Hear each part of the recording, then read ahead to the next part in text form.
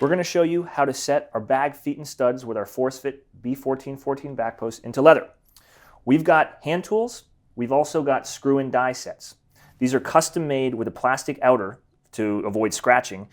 These screw into our hand press and also our post and base tool with the bottom piece for the back post. What I'm going to start with is taking our rotary punch on the number 3 size, punching a hole through our leather. Taking our back post, K1070.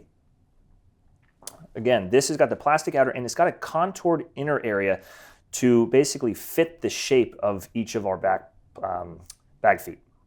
So that fits in there nicely. Back post sets in the base. Coming up through the top. And a heavy mallet, 2 or 3 blows. Perfect set. So these tools make this process so much easier. And I'll explain why. Beforehand, what we also sell, which is a good universal tool, is a hard plastic piece.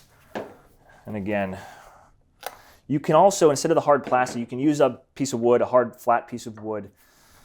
You wouldn't have the base. And this would come up through similarly.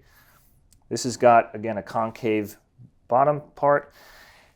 And again, same process hitting or a hard piece of wood, you take a flat part.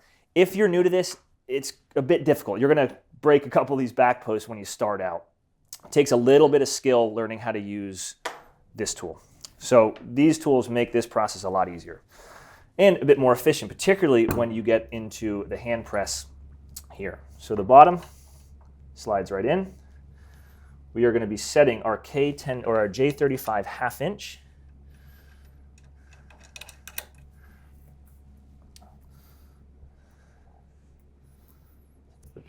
K1070, J35 rather, that fits right in snugly. It holds it. Coming down, a bit of pressure. And that's a perfect set on our back post, and that's how you use our setters for our bag feet.